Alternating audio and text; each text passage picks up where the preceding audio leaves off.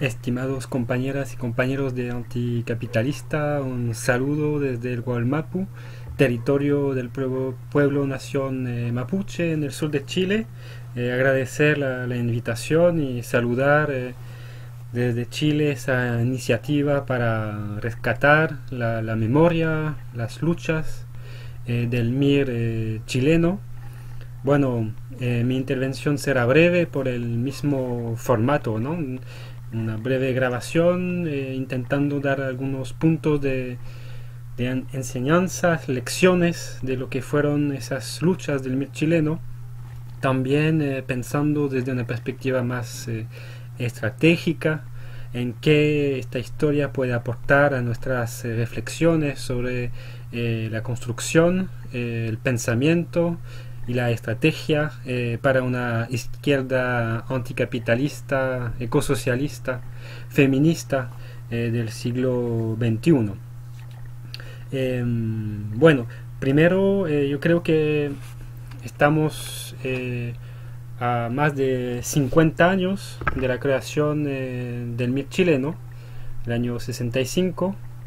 De hecho, hace poco en Santiago participamos de varios actos, eventos de conmemoración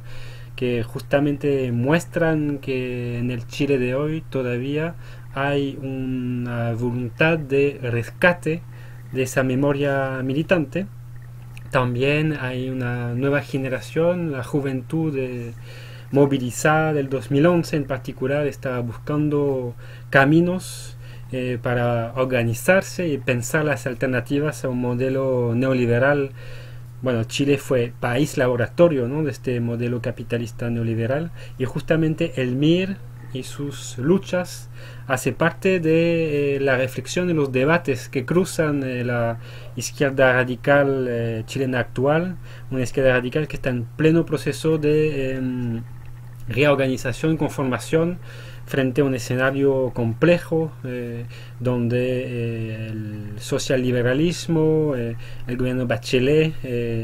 continúa el modelo neoliberal heredado con reformas, pero reformas dentro de este mismo sistema y dentro de un contexto en que el Partido Comunista ha integrado el gobierno Bachelet. Volviendo al MIR, yo creo que hay varios puntos que tal vez podemos destacar. Primero, yo creo que hay una batalla de la memoria, ¿no? Una batalla de la memoria de esa generación militante de los 60, de los 70, pero también de la resistencia a la dictadura, en el cual el MIR fue un actor importante, aunque minoritario. Hay una batalla de memoria para el rescate de esa memoria popular y militante, para justamente evitar una posición por una parte, de demonización del MIR por parte de los renovados actuales que están en el poder o en la prensa, en los grandes medios de comunicación, pero también una tentativa de, entre comillas, apaciguar lo que fue la realidad del MIR. Recordemos que el MIR surge desde una voluntad rupturista revolucionaria con un eje claro de político-militar, las famosas tesis político-militar del MIR, con insistencia, con la necesidad de una ruptura con el Estado burgués chileno y latinoamericano, porque hay un pensamiento latinoamericanista del MIR, y también una visión claramente antielectoral, antiinstitucional y anticapitalista. Entonces, rescatar esa memoria es evitar estos dos lados, ¿no?, de una memoria renovada que neutraliza el camino revolucionario del MIR, o que lo demoniza como el gran responsable del golpe de Estado del 73, lo que es una historia que cuenta la derecha, pero hoy no solamente la derecha. Segundo punto, yo creo que hay un desafío historiográfico, recuperar la historia real del MIR y en el sentido resituar el MIR en su contexto histórico. Por ejemplo, el historiador Igor Gojkovic, que también fue militante del MIR en los años de dictadura, él nos dice hay cuatro periodos, cuatro etapas, ¿no?, en el MIR. La etapa fundacional, hasta los años 67, digamos. Es un periodo de constitución de estos grupos revolucionarios que vienen de varias vertientes: trotskista, disidencia del comunismo, del Partido Comunista, algunos maoístas, socialistas, en el cual hay una generación de viejos militantes obreros, y donde hay una vertiente trotskista marcada, como Luis Vitale, Humberto Valenzuela. Una segunda etapa que podría ser un poco la etapa de auge de lo que fue el MIR, que corresponde al periodo de la Unidad Popular, del gobierno de Allende, en el cual el MIR también se va a desarrollar y polarizar un poco el escenario de la izquierda chilena, que una parte de ella está en el gobierno, con el famoso proyecto de vía chilena institucional pacífica al socialismo, una vía que va a criticar el MIR y al mismo tiempo va a acompañar en el proceso revolucionario grandes partes de las clases populares chilenas. Tercer periodo es el periodo que comienza después de la muerte de Miguel Enríquez, el gran líder del MIR de los años 70, que muere en combate en 74. Entonces el tercer periodo es el periodo de reorganización en condiciones muy difíciles, de represión, de fragmentación, de exilio de gran parte de la dirección en Cuba, con Pascal Allende. Y el cuarto periodo es el periodo de descomposición frente a los embates de la represión, pero también de divisiones internas, ¿no?, entre tres polos y entre tres corrientes, podríamos decir. Lo que propongo acá es más bien rescatar un punto central del MIR de los 70, es decir, la política del poder popular. Y por eso, tercer punto, además de la memoria, de la historiografía, yo creo que hay un desafío que es directamente político: recuperar un MIR político en el sentido de las lecciones estratégicas que nos deja para el siglo XX, que esta vez lo más importante desde nuestra perspectiva, digamos, de construcción revolucionaria. Si tomamos entonces el ejemplo de la actuación y de la historia del MIR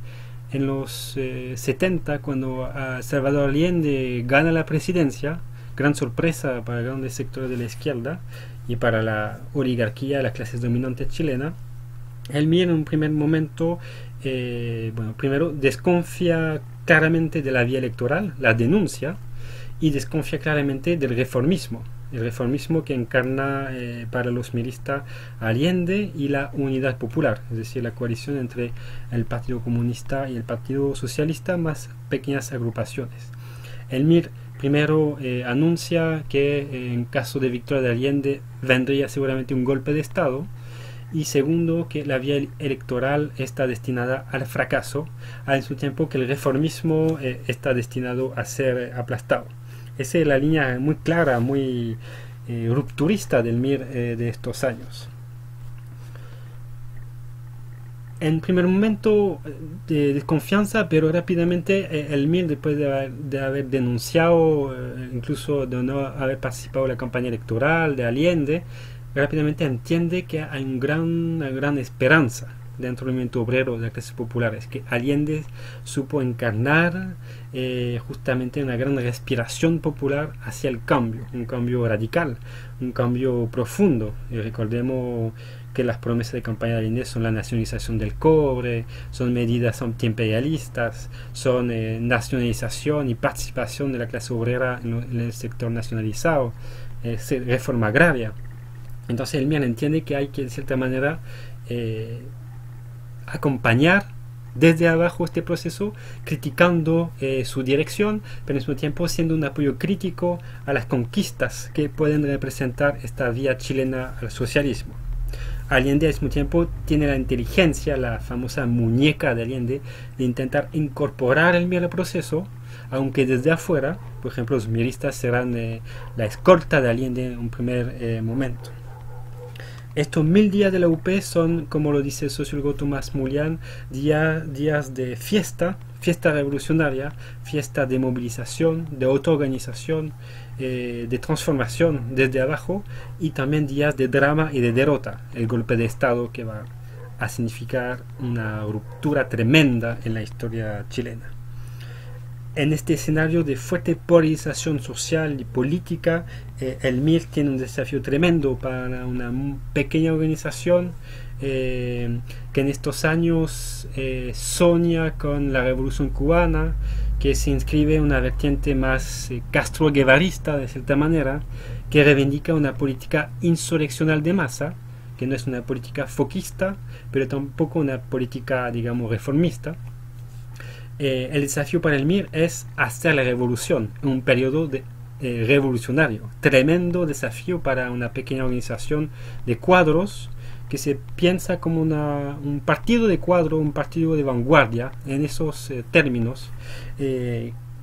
proponiendo una vía de ruptura dentro del escenario de la Unidad Popular. Esta coyuntura para el MIR es un momento de crecimiento, fuerte crecimiento, y se ve claramente en películas como La Batalla de Chile, por ejemplo, la batalla de Patricio Guzmán, fuerte crecimiento y al mismo tiempo fuerte reflexión interna para adaptarse a un periodo muy diferente al periodo anterior de los 60, que era el periodo de los asaltos de bancos, de periodo de acciones directas, pero muy minoritaria, aislada. Ahora el MIR tiene que dar un giro hacia el movimiento de masa, hacia el movimiento popular, hacia el movimiento obrero, de pobladores, los pobres de la ciudad, pero también los pobres del campo. Y por eso rápidamente Miguel Enríquez va a proponer una orientación hacia los pobres de la ciudad y los pobres del campo, polarizando las posiciones existentes dentro de la izquierda y dentro del reformismo. Para el MIR, el gobierno Allende, en un análisis del año 71, es visto como un gobierno dominado por el reformismo obrero y por la pequeña burguesía, un gobierno democrático antiimperialista, así es calificado el gobierno Allende, perdón. Y para el MIR se trata de intentar conducir el movimiento hacia una ruptura más radical y al mismo tiempo defender el proceso de los peligros del golpe. Hay que decirlo claramente, el MIR siempre fue minoritario, el movimiento obrero muy minoritario. Los grandes partidos obreros de la época son el PS y el PC, que tiene centenares de miles de militantes, cuando el MIR tiene unos 10-15 mil militantes, cuadros políticos muy preparados y una superficie social más amplia, que incluso va creciendo claramente, mucho más allá de la organización como tal. Donde tal vez la lucha por ganar la conducción del movimiento popular del MIR fue la más exitosa, o para el asfalto de estos revolucionarios fue en defender la idea de luchar, crear poder popular. Esa capacidad de entender que las formas incipientes de autoorganización en la base, en el campo como en la ciudad, son el germen de lo que el MIR defendía como la figura de los futuros comandos comunales que serían territorios donde está la clase obrera en el centro, pero aliadas con otros sectores subalternos como los pobladores, por ejemplo, en la ciudad, o en el campo los campesinos pobres. Crear estos comandos comunales en perspectiva justamente de romper la institucionalidad burguesa, el Estado burgués, para crear otra forma justamente institucional, y una perspectiva al final leninista bastante clásica, donde se reivindica incluso la figura del poder dual, aunque con salto transitorio que podrían ser poder popular local, que son los comandos comunales. El MIR entiende esa importancia dentro del proceso de la Unión Popular, y yo creo que es una lección importante, porque efectivamente en este proceso de los 1000 días de la Unidad Popular fueron estos organismos territoriales, locales, que más encarnaron la potencialidad revolucionaria de este periodo. Estoy hablando, por ejemplo, de la experiencia de los cordones industriales a partir del año 72, después del gran sabotaje patronal, la gran huelga patronal que intenta derrocar el gobierno de Allende por la vía de la lucha de clase económica con el lockout patronal. Y estos cordones industriales son organizaciones territoriales de las clases, de sindicato a sindicato,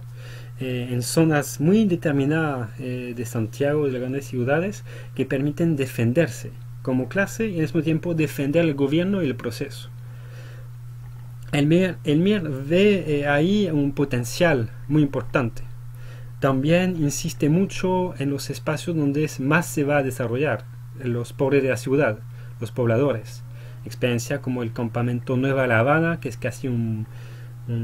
barrio entero que sale de la toma de terreno, de la autoorganización, que está en parte bajo la influencia del MIR, y donde hay una experiencia muy interesante de democratización, de horizontalidad y también de autodefensa, incluso armada.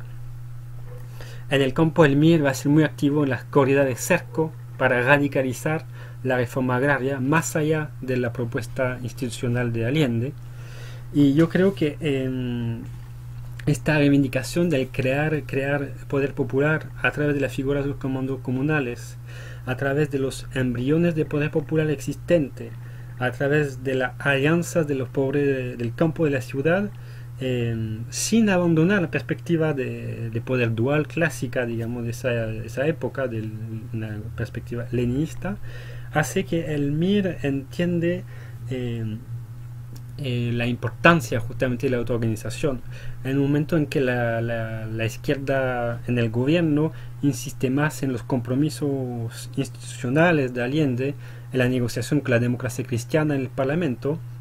y también donde Allende respeta su compromiso de respeto de la Constitución, respeto de las Fuerzas Armadas, respeto de la vía pacífica al socialismo.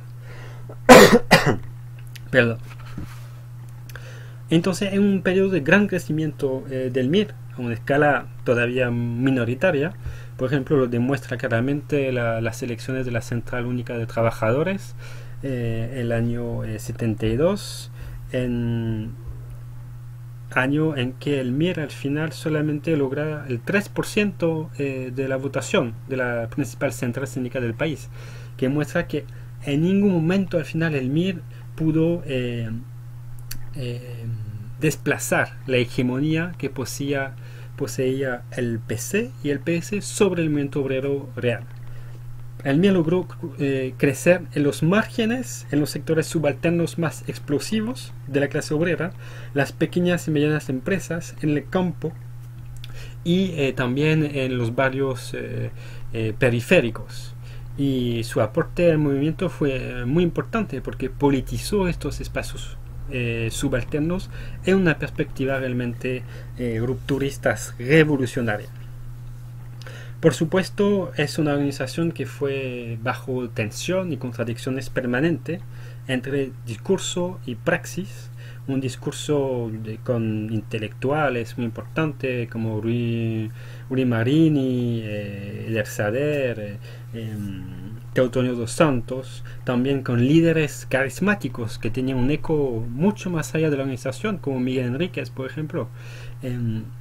Pero en una praxis que estaba todavía limitada a algunos espacios específicos. También vemos contradicciones dentro de la práctica militante del MIR por su propia forma organizacional, una forma organizacional todavía muy verticalista, en grupos político-militares, donde hay un control, digamos, del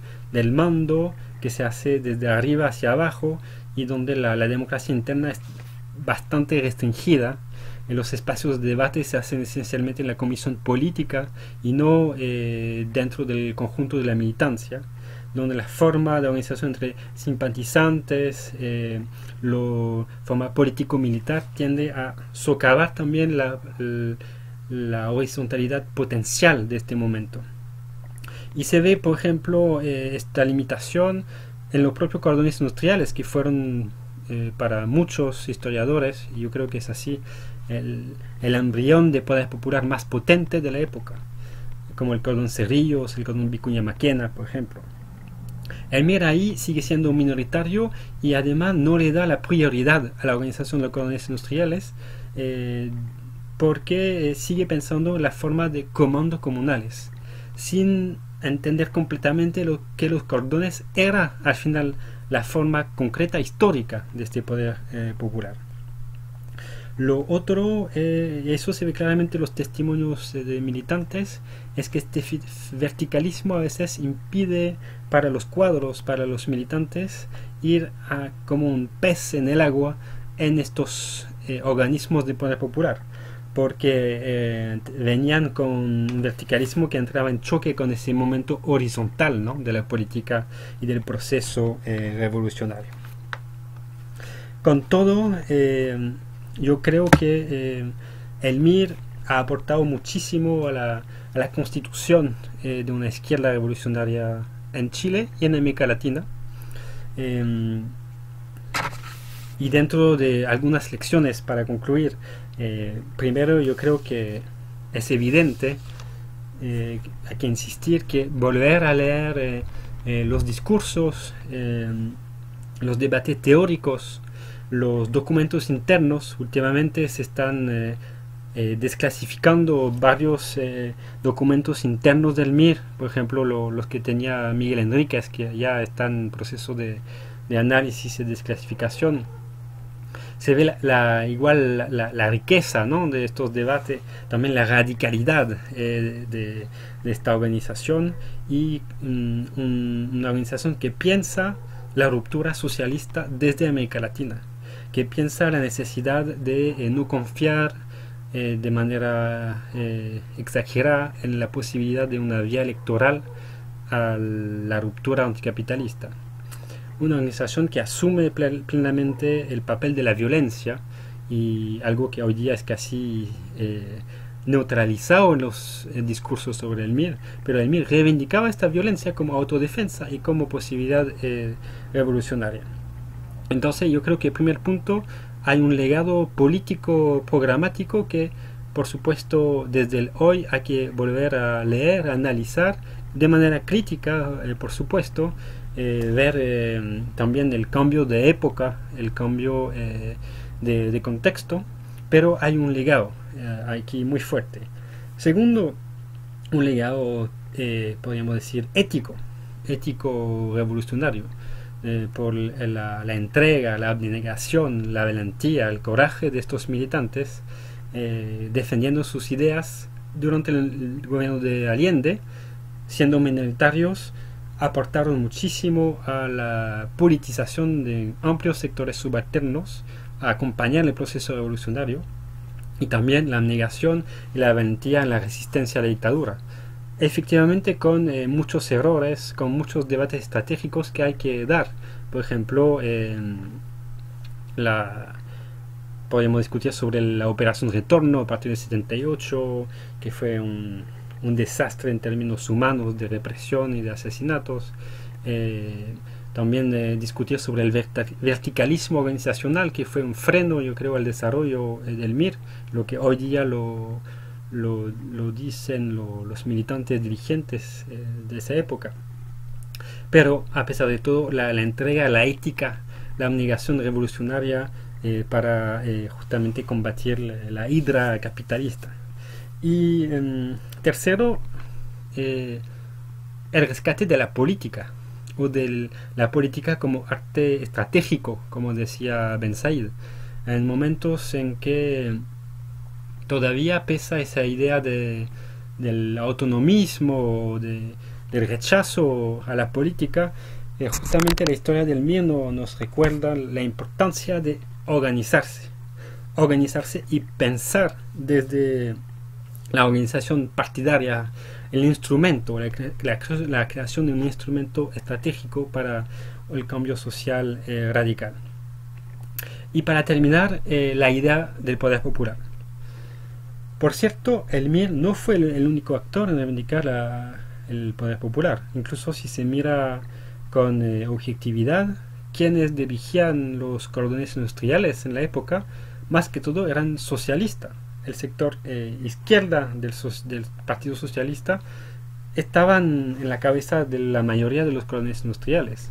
El MIR participaba, pero no logró conquistar esas direcciones.